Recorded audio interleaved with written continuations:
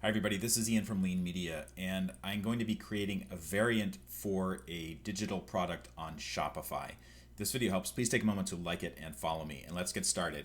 Now, I have another very long video showing how to create a digital download product on Shopify store.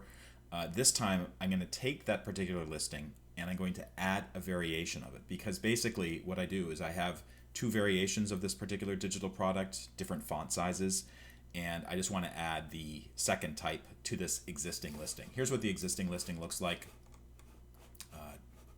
Genealogy, PDF download, family group sheet, blah, blah, blah. And this is the 10-point type. That's the only type that's available on this particular listing.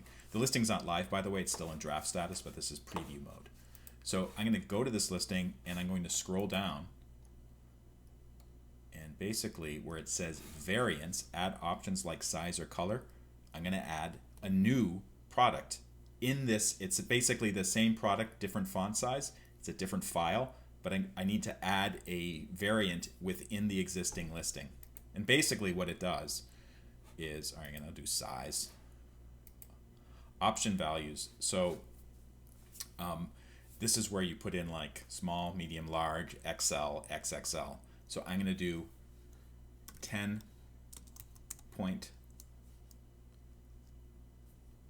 and then add another value, 12 point, and click done.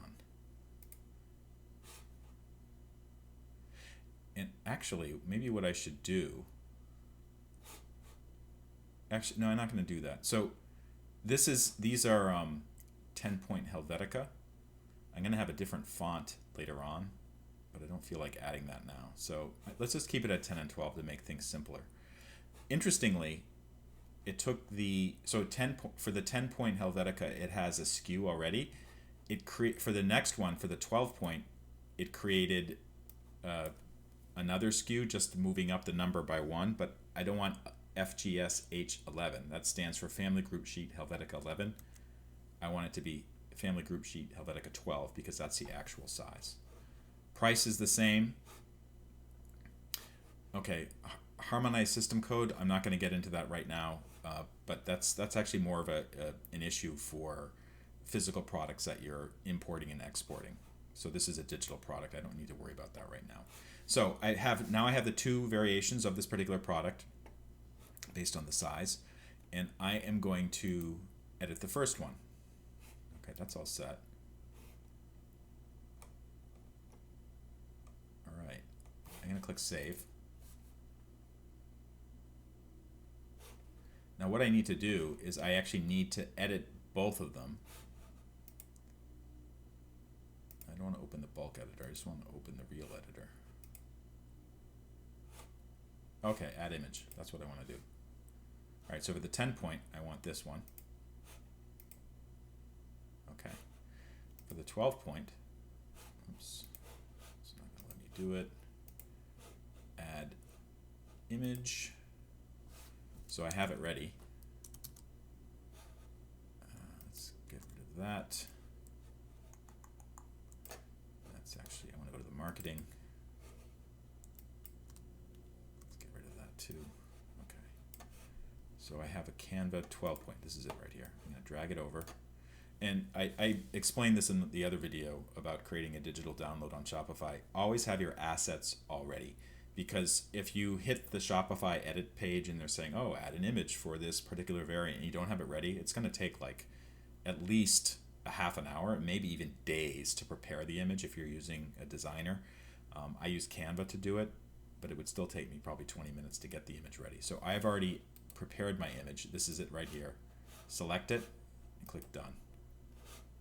All right, I think we're looking good. Now, the other part of this is I want to make sure that the that there's an actual product associated with this particular image. So let's see if I can do it. Okay, it's not letting me add the product there. So let's hit save.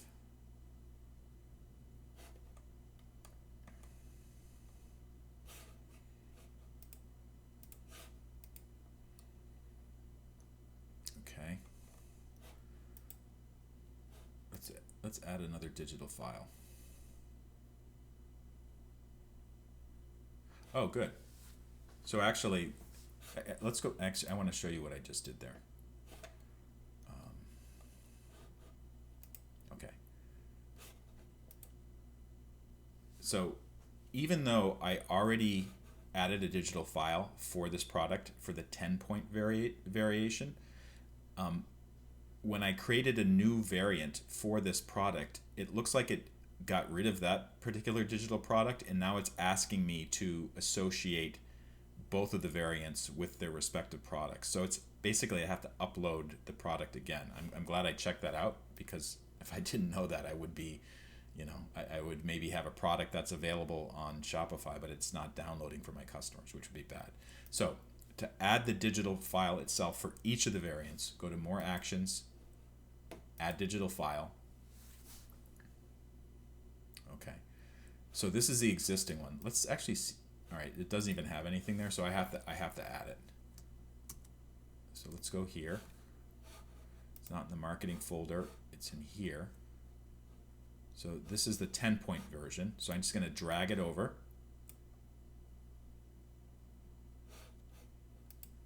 There it is. In the 12-point version, I'm going to drag it here.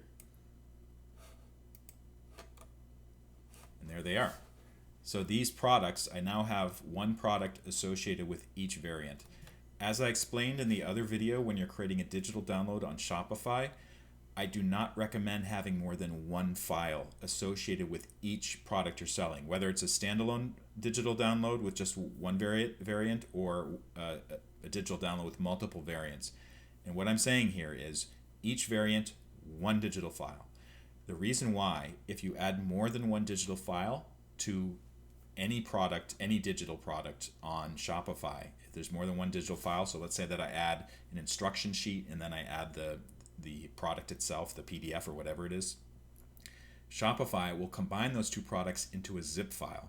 A zip file is kind of an archive. It's like a way of compressing multiple digital files and sending them across the internet. The problem with this is a lot of people have no idea how to download or open up or extract or move around the contents of a zip file. You can do it.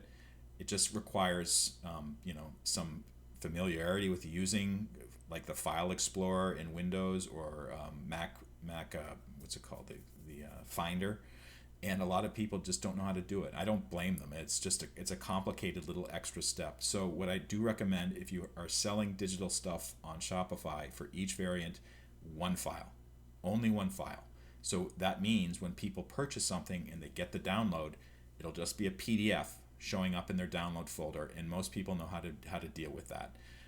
If you're sending them a zip, it just adds confusion. I can't tell you how much support headaches that I've had because of people who buy something that's in a zip file, like instruction sheets or multiple PDFs or images or whatever, and they just do not know what to do. It just causes frustration for everybody. So just try to stay away from that. So I'm going to click Save here. View and bin. And let's go to preview. I think we're ready to preview this to see what it looks like. Okay, so here is the genealogy PDF download. It looks like it did before. And they have a 12-point and they have the 10-point, which is great. And plus they have a couple extra images that people can look at. So this is what I want. In order to select the type of variation they want, they'd have to click on 12-point or 10-point. You may need to put a little extra explanatory text telling them, be sure to select 10-point or 12-point to get the one that you want. Right now the default is 10-point, so it's up to you to decide which variant you want to be the default. Usually it's the smaller version, but in some cases it might be the larger version. In any case, I hope that's helped out. I know it's a little confusing, but there are a lot of steps, there's a lot of moving parts, but that's how you create a digital download. And then the only step left for me, right now it's in draft, I'm just going to make that active and it's ready to sell. Sounds good. This is Ian from Lean Media. If this video helped, please take a moment to like it and follow me. And also, if you go to leanmedia.org, click on blog or video, you can see lots more information, just totally free information. I just try to help out other sellers using Shopify or Amazon or whatever. So check it out. Thanks so much.